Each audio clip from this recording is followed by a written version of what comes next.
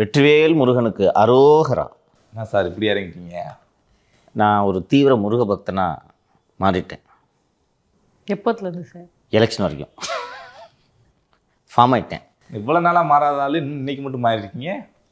நேற்றுலேருந்து நான் அதுவும் குறிப்பாக திருப்பரங்குன்றத்தில் இந்துக்கள் மனது புண்படும்படி திமுக அரசு நடந்து கொண்டதால் அதிலிருந்து முருக பக்தனாக மாறிவிட்டேன். எப்போ சார் இந்துக்கள் மனது புண்படுற மாதிரி அவங்க நடந்துக்கிட்டாங்க? என்னங்க, ஒரு நீதிபதி தீபம் ஏற்றணும்னு உத்தரவு போடுறாரு. அதான் தீபம் ஏற்றிட்டாங்களே, நியூஸ்லாம் வந்துச்சே தீபம் ஏற்றி. அவர் சொன்ன இடத்துல ஏற்றுனீங்களா? அவர் இந்த மாதிரிலாம் நீங்கள் ஏமாற்றுவீங்கன்னு சொல்லிட்டு தான் இந்த ஜட்ஜே நேராக போய் பார்த்து இந்த இடத்துல ஏற்றுன்னு ஒரு உத்தரவு போட்டிருக்காரு. ஏற்ற விடமாட்டாங்கன்னு சொல்லிட்டு ஒரு 10 CISF பாதுகாப்பு படை வீரர்களை அனுப்பி தீபத்தை ஏற்றுறதுக்கு மனுதாரருக்கு அனுமதி கொடுத்தா 144 தடை சட்டம் போட்டால் இந்துக்களுக்கு எதிரான அரசா இல்லையா? ஏன் சார் 144 தடை சட்டம் போட்டாங்க? இந்துக்களுக்கு எதிரானது அரசுமா அது? இந்துக்கள் அவங்களோட அந்த கார்த்திகை தீபம் பண்டிகையை கொண்டாடுவதை இந்த அரசு விரும்பவில்லை. நான் சொன்னால் நம்ப மாட்டீங்க நீங்கள். நான் இதில் சொன்னால் நம்புவீங்களா? என்ன சொல்லியிருக்காரு சார்? ஆன்மீகத்திற்கு எதிரான ஆட்சி, ஒரு சமுதாயத்திற்கு எதிரான ஆட்சி. தீபாவளிக்கு வாழ்த்து சொல்வாரா? மாட்டார். வேற எதுக்கு வாழ்த்து சொல்வாரு? அது உங்களுக்கு தெரியும். இப்படி ஒரு மோசமான ஆட்சி. நேற்று கூட திருப்பரங்குன்றத்தில், இன்னைக்கு திருக்கார்த்திகை. நேற்று உயர்நீதிமன்றத்தில் ஒரு தீர்ப்பு வந்திருக்கு.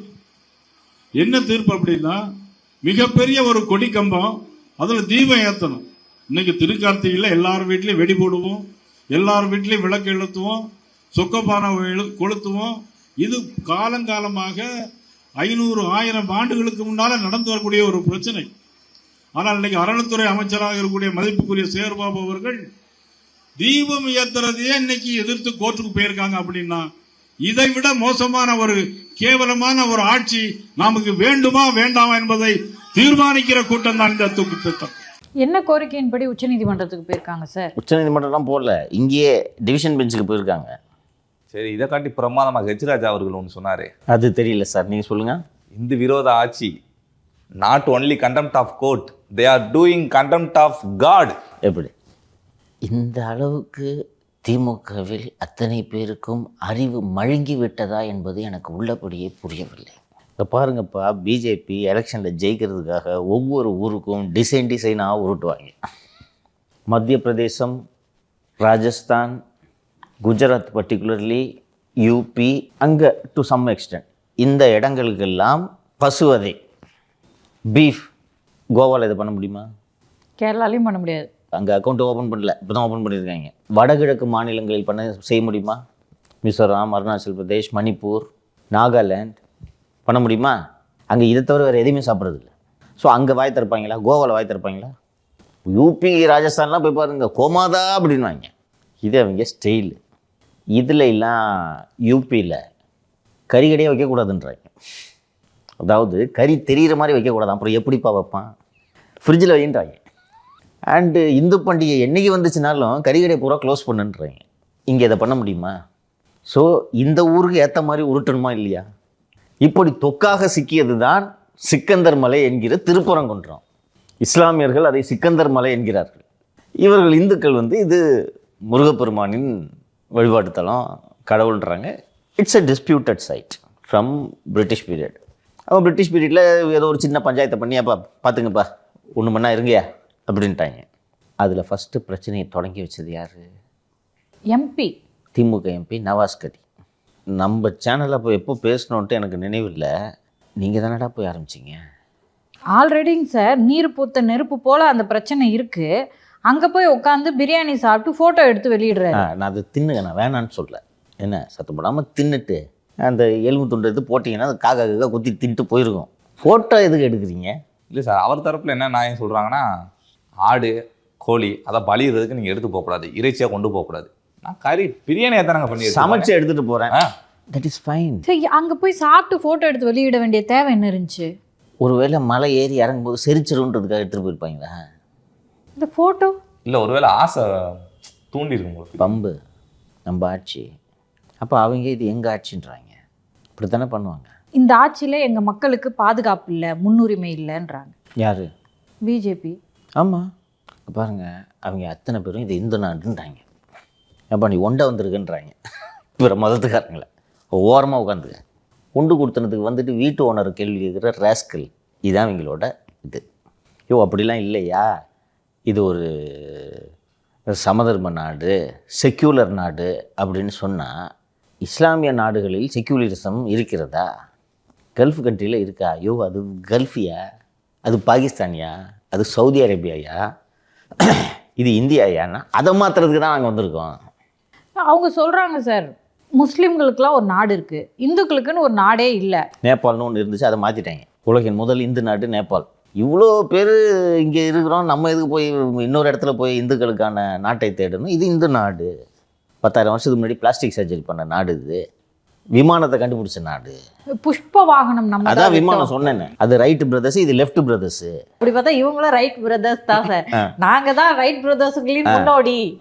ஏன்னா நாங்கள் வலது சாரி, அதனால தான் அவங்களுக்கு ரைட் பிரதர்ஸ்னு பேர். அதனால தான் நாங்கள் தான் கண்டுபிடிச்சோம் அப்படின்றாங்க. நீங்கிட்ட என்ன பேசுவேன்? ஜுடிஷியரியை இப்படி பகைச்சிக்கலாமா? Not only this, another incident in Dindigul. உங்களுக்கு ஜஸ்டிஸ் ஜிஆர் சுவாமிநாதனை பிடிக்காது, ரைட்டா?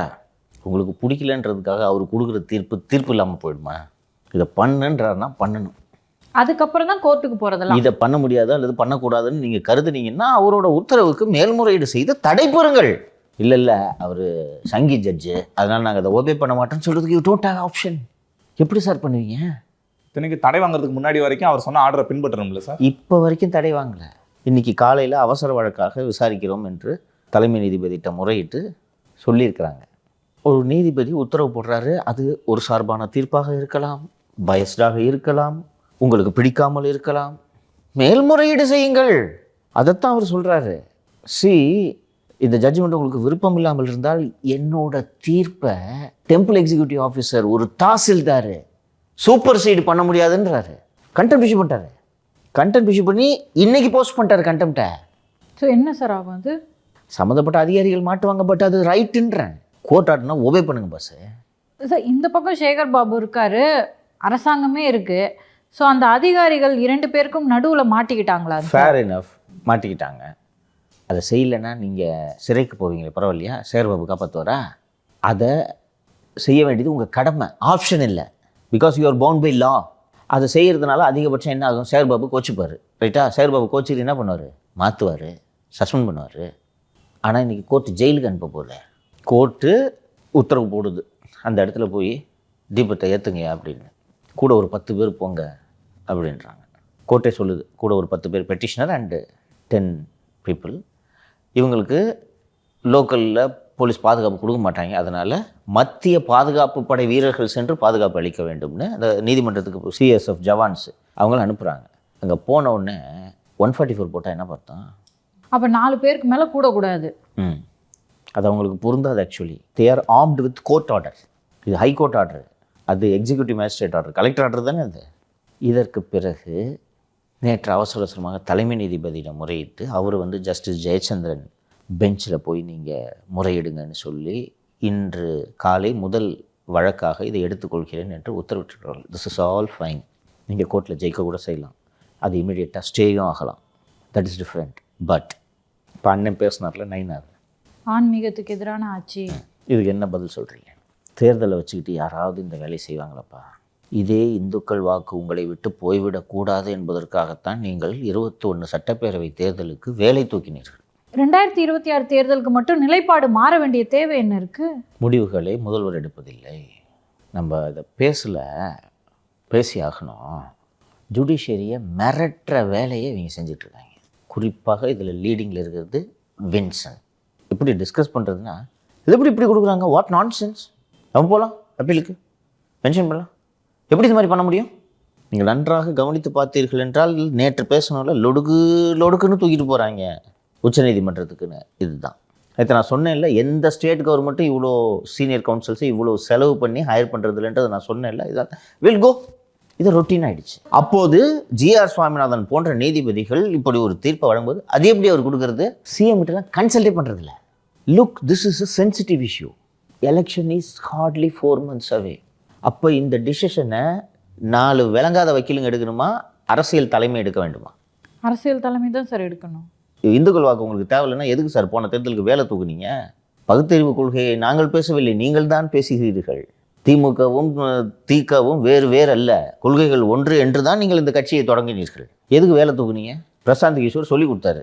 முதலமைச்சர் அவர்கள் கவனத்தில் இது இல்லை அப்படின்றதுனால அரசு அதிகாரிகளும் தானே சார் பாதிக்கப்படுறாங்க. லோ லெவல் ஆஃபீஸர் தானே இவங்கள பாதிக்கப்படுறாங்க. ஆட்சி நடத்த தெரிஞ்சால் தானேம்மா. நீங்கள் அதை விடுங்க, அந்த அதிகாரி மற்றதெல்லாம் விடுங்கம்மா. நீங்கள் அதுக்குள்ளெல்லாம் நம்ம போகலாமா? எலெக்ஷன் வச்சுட்டு இதை பண்ணலாமாப்பா? சரி, எதுக்கு இதை பண்ணுறீங்க? சிறுபான்மையினருக்கு ஆதரவாக நிற்க வேண்டும் என்று நீங்கள் நினைக்கிறீர்கள். சிறுபான்மையினருக்கு ஆதரவாக நிற்க வேண்டும் என்றால் பக்தி என்ற பெயரில் நீங்கள் பகல் வேஷம் போட்டு இருக்கக்கூடாது. கையில் அப்பாவும் பையனும் வேலை தூக்கிட்டு நீங்கள் போஸ் கொடுத்தது, அதுவும் எல்லா கட்சிக்காரனையும் போகிற பிரச்சார கூட்டத்துல எல்லாம் கையில் ஒரு வேலை கொடுங்க தலைவருக்கு அப்படின்னு நீங்கள் சொல்லி ஃபோட்டோ எடுத்து அதை செய்தியாக்கியது இந்துக்கள் வாக்குகளை கவர வேண்டும் என்பதற்காக. அன்னைக்கு உங்களுக்கு சிறுபான்மையினர் மீது அக்கறை இல்லை, பெரும்பான்மை வாக்குகளை பகிச்சுக்காதன்னு சொல்லிட்டு பிரசாந்த் கிஷோர் சொன்ன உடனே நீங்கள் தூக்குனீங்க, வெக்கம் இல்லாமல் வேலை தூக்குனீங்க. அதுக்கு முன்னாடி ஸ்ரீரங்கம் கோயிலுக்கு போயிட்டு ஐயர் விபூதி வச்சு விட்ட உடனே அந்த விபூதி அழிச்சாலும் தான் நீங்கள், ஏன்னா பகுத்தறிவாதியா, வேலை தூக்குனீங்களா? அந்த சமயத்தில் கூட சிறுபான்மையினர்கள் கோச்சிக்கலையேங்க சார். என் பிளாக்கா திமுகவுக்கு தானே சார் சிறுபான்மையினர் ஓட்டு போச்சு. இப்போ வர்றேன். இப்போ சிங்கிள் ஜட்ஜ் இப்படி ஆர்டர் போட்டிருக்காரு, விட்டு போங்க. தீபத்தொன்னு ஏதோ ஒன்று சொல்கிறாங்க, அந்த இடத்துல தீபம் ஏற்றப்பட்டு விடுகிறது, கண்டுக்காமல் விட்டுருக்கீங்க. சிறுபான்மையினர் மனசு வருத்தப்படுவாங்களா? வருத்தப்படுவாங்க. என்ன இப்படி பண்ணிட்டாங்களே, நம்ம கவர்மெண்ட் இப்படி பண்ணிடுச்சுன்ட்டு. சரி, வருத்தப்பட்டுட்டு சிறுபான்மையினர் பிஜேபி ஓட்டு போட போகிறாங்களா? தீபம் ஏற்றியாச்சுப்பா, நேற்று இந்த பிரச்சனையே நடக்கலப்பா, ரைட்டா? அந்த சிறுபான்மையினர் மனது புண்படும் வகையில் அந்த தர்காவுக்கு அருகிலோ ஏதோ ஒரு இடத்துல எங்கே ஏற்றக்கூடாதுன்னு இப்போ இந்த பஞ்சாயத்து நடந்துருக்கோம், அந்த இடத்துல நேற்று தீபம் ஏற்றியாச்சு. நேற்று கார்த்திகை தீபம் ஏற்றியாச்சு, ரைட்டா? முடிஞ்சு போச்சு. இன்றைக்கி நான் ஒரு இஸ்லாமியன், எனக்கு மனசு கஷ்டமாகும், ரைட்டா? நான் இப்படி பண்ணுறாங்க, உரிமையில் நமக்கு இந்த நாட்டில் அப்படின்னு நான் ஃபீல் பண்ணுவேன், ரைட்டா? 3 மாதம் போகுது, எலெக்ஷன் வந்துருச்சு. இப்போது ஒரு இஸ்லாமிய சமூகத்தை சேர்ந்தவனான நான் அன்னைக்கு அங்கே தீபம் ஏற்றிட்டீங்கல்ல, பிஜேபிக்கு ஓட்டு போடுறேன்னு போடுவேண்ணா? வேலை தூக்கும் போதே என் மனசு புண்படலையே. விஜய்க்கு ஓட்டு போடுவேண்ணா? ஜென்சியை விட்டுருங்க, அது இதில் சேர்த்துக்க முடியாது. ஒரு 35 வயதுடைய இஸ்லாமிய இளைஞன்னு வச்சுக்கேன், விஜய்க்கு போடுவேண்ணா? அவர் வேலை தூக்குனாரு சார். தூக்குவார். ஏன்பா, கட்சி கூட்டம் நடத்த சொன்னால் கோயிலுக்கு தான் முதல்ல போகிறாங்க. போலீஸுக்கிட்ட பர்மிஷன் கேட்குறதுக்கு முன்னாடி அந்த லெட்டரை கொண்டு போய் சாமிக்கிட்ட வைக்கிறாங்க, பார்த்தியா? அதாவது சாமிக்கிட்ட வச்ச லெட்டரை கொடுத்தோன்னா போலீஸ் பயந்துக்கிட்டு பர்மிஷன் கொடுத்துருப்பான். நான் நினைப்பு அவங்களுக்கு. ஸோ விஜய்க்கு போடுவாங்களா? காங்கிரஸ் இருக்கிற இடத்துல தானே அவங்க இருக்க போகிறாங்க. நீங்கள் செய்ய வேண்டியது காங்கிரஸை பத்திரமா பிடிச்சி வைக்கிறது, அந்த வேலையை பார்த்துக்கிட்டு இருக்கீங்க. நேற்று இதெல்லாம் பண்ணியாச்சு, 144 போட்டாச்சு. இது வரைக்கும் விஜயும் இது தொடர்பாக எந்த கருத்தும் தெரிவித்த மாதிரி தெரில. எந்த விஷயத்தில் அவருக்கு கருத்து இருக்குது, இந்த விஷயத்தில் கருத்து தெரிவிக்கிறதுக்கு ஒரு 4 நாளைக்கு அப்புறம் வருவாருன்னு நினைக்கிறேன். ஒரு வாரம் கழிச்சு வருவார். விநாயகர் சதுர்த்திக்கெலாம் வாழ்த்து தெரிவிச்சார், கார்த்திகை தீபத்துக்கு வாழ்த்து தெரிவிப்பார்னு எதிர்பார்த்துக்கிட்டேன். அவர் இந்து விரோதி. என்ன சார் எப்படி சொல்கிறீங்க? பேரே ஜோசப் விஜய்ப்பா, அண்ணன் எச் ராஜா கையில் அவர் தான் அந்த பேரை கண்டுபிடிச்சு சொன்னார். இப்படி தான் சொல்லுவாங்க. Approach of BJP in all state elections. இங்கே பாரு, நீ 15% இருக்க, ஒத்த ஓட்டு எனக்கு வரப்போகிறது இல்லை.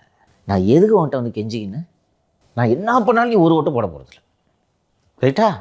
அதுக்கு எளிதாக இந்த பக்கம் நீ 20%, 80% இங்கிட்டு இருக்குல்ல, அந்த 80%ல் மெஜாரிட்டி எடுத்தால் நான் ஜெயிச்சிருவேண்ணா? அப்போ என்ன பண்ணணும்? இந்து தாய்மார்களே, இந்த காங்கிரஸ் உங்கள் கழுத்தில் இருக்கக்கூடிய தாலியை எடுத்து இஸ்லாமியர்களுக்கு கொடுக்க போகிறதுன்னு ஒரு உருட்டு விட்டுனா முடிஞ்சா? ஈஸியா? எப்போ கண்ணுக்கு முன்னாடி இருந்த மசூதியை இடிச்சுட்டு ஆட்சிக்கு வந்தவங்க அவங்க. அந்த மசூதியை இடிச்சு அதுக்கு கலவரம் உண்டு பண்ணி கோடி பேரை கொன்று அதுக்கு யாத்திரை நடத்தி அந்த இடத்துல கோவில் கட்டியே திருவோன்ட்டு உறுதியாக நின்று மந்திர் வகி பனாயகே அப்படின்னு அதே இடத்துல தான் கோவிலை கட்டுவோன்னு கட்டி முடிச்சு அதுக்கு லைவ் டெலிகாஸ்ட்டில் பிரதமர் போய் அங்கே பூஜை பண்ணி மணியாட்டி கட்டி கூட முடியுது முன்னாடியே, ஏன்னா எலெக்ஷன் வருதுல்ல. அப்படிப்பட்ட கட்சி இப்படி திருப்பரங்குன்றம் மேட்ரு மாதிரி ஒரு மேட்ரு தொக்கா கட்சா விடுவாங்களா ஐயா? கொஞ்சம் பின்னோக்கி நீங்கள் திரும்பி பார்த்தால் ஒரு யூடியூப் வீடியோவை வச்சு ஒரு எலெக்ஷனை ஃபேஸ் பண்ணவங்க அவங்க. ஒரே ஒரு யூடியூப் வீடியோ கந்த புராணத்தில் என்ன சொல்லப்பட்டிருக்கிறத அதை டிரான்ஸ்லேட் பண்ணி அதில் இருக்கிறதுலே அசிங்கமான போர்ஷனை தான் படிக்கிறாங்க அவங்க. கம்பராமாயணம் என்று அந்த ராமாயண காவியத்தை கம்பர் எழுதியிருக்கிறார். அதில் எங்கெங்கெல்லாம் அசிங்கமாக இருக்கோ அதை மட்டும் எடுத்து அண்ணா ஒரு புத்தகமாக போடுறார். கம்ப ரசம். திமுகவை புரிஞ்சுக்கிறதுக்கு நீ நான் இப்போ சொல்கிறது உனக்கு புரியும், ரைட்டா? சின்ன வயசில் நானும் படித்து சிலாய்ச்சிருக்கேன், கம்பரசத்தை படித்து. நான் இப்படிலாம் எழுதியிருக்கிறீங்கன்னா அந்த இலக்கியத்தில் அப்படி வர்ணனைகள் இதெல்லாம் எழுதப்பட்டிருக்கு. இது போக ராமனோட வீரத்தை பற்றி, மற்றவைகளை பற்றி, அறத்தை பற்றி எல்லாம் அதில் இருக்கிறது. அதெல்லாம் தூக்கி ஓரமாக வச்சுட்டு கம்ப ரசம் எங்கெங்கெல்லாம் வந்து பெண்களை வர்ணிக்கிறாரோ அதெல்லாம் தொகுத்து ஒரு புத்தகம். இவர் ஆரம்பிக்கிற கட்சி தான் திமுக. அப்போ இங்கே இருக்கிறவனோட பேச்சும் சிந்தனையும் எப்படி இருக்கும்? இருக்கிறதுலே சிவாஜி கிருஷ்ணமூர்த்தி தான் நல்லவர். அவர் வெளியில் பேசுகிறார், அத்தனை பேரும் மண்டைக்குள்ள இது ஓடிக்கிட்டு இருக்கு. பொன்முடியும் நல்லவர். It's actually true Malathi. உள்ளுக்குள்ளே இதான் பேசுவாங்க. பெரிய முத்தமிழறிஞர் அது இதுன்னு சொல்கிறாங்க. கருணாநிதி பேசுகிறதெல்லாம் தனிப்பட்ட முறையில் கேட்டிருந்தா that is their culture. Okay, இன்னைக்கு காலம் அப்படியே மாறிடுச்சு. பெரியார் இருந்தபோது ஒரு சிம்பாலிக்காக சாமி என்ன ஒன்றும் பண்ணாதுன்றதை மக்களுக்கு உணர்த்த வேண்டும் என்பதற்காக பொதுக்கூட்ட மேடையில் ஏறுறதுக்கு முன்னாடி புளியார் சிலை போட்டு உடச்சிட்டு தான் ஏறுவார். இன்றைக்கி பண்ண முடியுமா? பண்ணுறதுன்ற விடுங்க, புளியார் சிலையை உடைக்கிறேன்ட்டு நீங்கள் ஃபேஸ்புக்கில் எழுத முடியுமா? காலம் மாறிடுச்சு. இன்றைக்கி வெயிட் பண்ணிகிட்ருக்காங்க. அண்ணன் பேசுனதை பார்த்துல நைனாரு, ஒரு பண்டிகை கொண்டாட முடியுதா? எலெக்ஷனுக்கு முன்னாடி கார்த்திகை தீபம் வரும்போதே நீங்கள் உஷாராக வேணாமா? உளவுத்துறைக்கு தெரிஞ்சிருக்க வேணாமா சார்? ஆட நீ வேற. அவங்க தான்ப்பா இதை பண்ணுறது. அது என்ன what nonsense? Single judge order போட்டால் நம்ம 144 போடலாம். இந்த ஐடியாவை யார் கொடுத்ததுன்ற இந்த அல்வா அதிகாரி லகுடபாண்டி. புரியுதா? ஒரு பொலிட்டீஷியன் இந்த முடிவு எடுத்தார்னா என்ன மாதிரி சிந்திப்பான்? கரெக்டா? ஏய் 3 மாதத்துக்கு எலெக்ஷன் வருதுடா, தீபம் தானேடா, அங்கேருந்து என்னடா ஒரு 10 மீட்டர் தள்ளி ஏற்ற போகிறாங்க, ஏற்றிட்டு போட்டுமேடா, விடுங்களேன்டா. சரி, ஏதோ சிறுபான்மையினர் நம்ம மேலே கோச்சிப்பாங்கன்னா கூட பரவாயில்ல, பாய்ங்க கிட்ட பேசி நான் சமாதானப்படுத்திக்கிறேன்டா. ஓட்டு போடுங்க, அடுத்த வாட்டி இந்த பஞ்சாயத்தை நடக்காமல் பார்த்துக்கிறேன். இது எலெக்ஷன் கார்த்திகை தீபம், வெறும் கார்த்திகை தீபம் இல்லை. இப்படித்தானே ஒரு அரசியல் தலைவர் யோசிக்க வேண்டும், செயல்பட வேண்டும். அவருக்கும் நேற்று நடந்த சம்பவங்களுக்கும் சம்மந்தமே இல்லை. இவங்களா முடிவெடுத்துக்கிறது. தெரியுமா என்னன்னே தெரியல சார் இன்ன வரைக்கும். I agree with you. ஏன்னா டக்குன்னு ஈவினிங் ராத்திரியில் முடிஞ்சிருச்சு நடந்து. இதுக்கப்புறம் தான் ப்ரீஃப் பண்ணுவாங்களோ? அவர் நேற்று ஃபுல்லாக டிஸ்கஷனில் இருந்தார். இன்னைக்கு யார் எவிக்ஷன்? இன்னைக்கு வந்துட்டு முதலமைச்சர் அவர்கள்ட்ட சொன்னால் மனசு கஷ்டப்பட்டுருல சார். ஏன் இப்படி ஒரு சம்பவம் நடந்திருக்கு, இந்துக்களுக்கு எதிராக அப்படி நடந்துருச்சு. இப்போ சொல்கிறீங்களே தீபத்தை ஏற்ற விட மாட்டேன்ட்டு நீங்கள் சொல்கிறீங்களே, அண்ணியை சொல்லு. இது இந்த ஜட்ஜை பிடிக்காமல் இவங்களா செய்கிறது. கொஞ்சம் பின்னோக்கி சென்று பார்த்தால் நீதிபதி திரு ஜி.ஆர். சுவாமிநாதன் அவர்களுக்கு எதிராக எப்படி ஒரு ஆர்கனைஸ்டு கேம்பெயின் நடந்துச்சு, ஞாபகம் இருக்கா? மறுபடியும் தொடங்கியிருக்கு சார் அது. ஆமாம், ஊராக கூட்டம் போட்டு இந்த சோன்பபுடி வியாபாரி இவங்கெல்லாம் உட்காந்து அவரை திட்டதையே வேலையாக வச்சுருந்தீங்க. இவர் ஜி.ஆர். சுவாமிநாதன் நான் செக்யூலரு அப்படின்ட்டுலாம் இன்றைக்கி சொல்லிக்கிட்டது இல்லை. நான் ரைட் விங்னு ஆர்எஸ்எஸ்ன்றதை வெளிப்படையாக அறிவித்தவர். அண்ட் அவரோட தீர்ப்பு அவரே சொல்வது போல் அவரோட தீர்ப்பு உங்களுக்கு ஓப்பானதாக இல்லை. அப்பீல் போங்க, ஸ்டே பண்ணுங்க. அவர் என்ன சொல்கிறாருன்னா, unless my order is stayed by a higher court you have to obey. அவ்வளோதான் அவர் சொல்கிறது. உனக்கு ஒரு ஆப்ஷனே இல்லைன்றாரு. கரெக்டு தானே அது? அப்படி பார்த்தா சிங்கிள் பெஞ்ச் நீதிபதி கொடுத்த ஆர்டரை ஞாயிற்றுக்கிழமைன்னு கூட பார்க்காம விரைந்தது அஸ்ராக்கர் குழு அப்படின்னு சொல்லிட்டு உடனே ஒபே பண்ணீங்கல்ல. இல்லை, சரியான பாயிண்ட் நீங்கள் எடுத்தீங்க. அந்த தீர்ப்பு நகல் கூட வந்திருக்காது. அஸ்ரா தன் அதிரடியை காட்டினாரா? அப்போ உங்களுக்கு வேண்டப்பட்ட நீதிபதி கொடுத்தா ஒபே பண்ணுவீங்க, உங்களுக்கு வேண்டப்படாத நீதிபதி கொடுத்தா அதை ஆர்டராகவே மதிக்க மாட்டீங்க. அதானே? தாண்டி உங்களுக்கு விருப்பமான தீர்ப்பு அப்படி சொல்லலாம்ல. இப்படியும் சொல்லலாம். இந்த பஞ்சாயத்தை நீங்கள் இப்போ ஆரம்பிக்கல, இதோட தொடக்க புள்ளியாகவும் நான் இருந்திருக்கிறேன் என்பது தான் இதில் முக்கியம். கடந்த ஆண்டு மே மாதம் கைதானதும் குண்டர் சட்டத்தில் தடுப்பு காவலில் அடைக்கப்படுகிறேன். Just GR. சுவாமிநாதன் வெக்கேஷன் பெஞ்சில் வர்றாரு. அவர் தான் சீனியர் ஜட்ஜு. வந்த உடனே டிஎம்கேலேருந்து அவரை போய் பார்த்துருக்காங்க. சார் இதை குவாஷ் பண்ணாதீங்க. டிஎம்கேலாம் சொல்லலை, அதிகாரமிக்க 2 நபர்கள். தெரியும் எனக்கு, விட்டுருங்க. டிஎம்கே தான் அதிகாரத்தில் யார் இருக்கா, வேற யார் இருக்கா? அவர் அதை தீர்ப்புலேயே எழுதிட்டார். என்னென்னா இப்போ தான் குண்டாசில் போட்டு ஒரு வருஷம் இருக்கட்டும், நீங்கள் தொடாதீங்கன்னு போய் பேசணும், அவர் எழுதிட்டார். அப்போவே அவரை பற்றி பஞ்சாயத்து ஆரம்பித்தாங்கல்ல, அது எப்படி இவர் குவாஷ் பண்ணலாம்? உடனே வாங்கவே முடியல திமுகவினருக்கு. இந்த மீசை வச்சுட்டு இருப்பார்ல, அவர் பேர் என்ன சார்? நக்கீரனா? கோபால். இல்ல அவர் இல்ல, இந்த இது என்ன அவர் மட்டும் தான் மீசை வச்சிருக்காரு? இருங்க சார், பிளாக் கலர் ஷர்ட் போட்டுட்டு மீசை வச்சிருப்பாரு, சுபவி வெளியே வந்து சவுக்கு சங்கர் என்ன காந்தியா, அவர் என்ன ஜெயிலில் இருக்கக்கூடாதா, உடனே எதுக்கு ரத்து பண்ணீங்கன்னு கேட்குறாரு. வழக்கு அந்த நார்கோட்டிக்ஸ் வழக்கு, அதை கூட நீங்கள் இணைக்காம குண்டர் சட்டம்னு சொல்லிட்டு ஒரு நீதிபதி கிட்ட எடுத்துகிட்டு போய் கொடுப்பீங்க. அது ஆமாங்க இவர் ஒரு குண்டர் அப்படின்னு சொல்லிட்டு அவர் எப்படி தீர்ப்பு எழுதுவார்னு இவங்க எதிர்பார்க்குறாங்க. அதில் தொடங்கினது ஓகேவா, இவரை டார்கெட் பண்ணிக்கிட்டே இருக்குது. நம்ம இவ்வளோ கஷ்டப்பட்டு ஒருத்தனை தூக்கி குண்டாசில் போட்டால் இவர் பாட்டு உடச்சி விட்டுட்டு போயிட்டாரு. இதன் காரணமாக தான் உச்சநீதிமன்றம் விரைவாக விடுதலை செய்ததுன்னு அதிலேருந்தே இவரை டார்கெட் பண்ணுறது. இந்த அரகன்ஸ் டிஎம்கே இயல்பாகவே இட்ஸ் அன் அரகண்ட் பார்ட்டி. அந்த பார்ட்டியில் இருக்கிறவங்களுக்கு எல்லாமே அரகன்ஸ் உண்டு. கொஞ்சம் யோசிச்சு பாருங்க. இடஒதுக்கீட்டை நாங்கள் தான் கொண்டு வந்தோன்னு நீங்கள் ஊர் ஊராக பெருமையாக பேசிக்கொள்ளுங்கள்.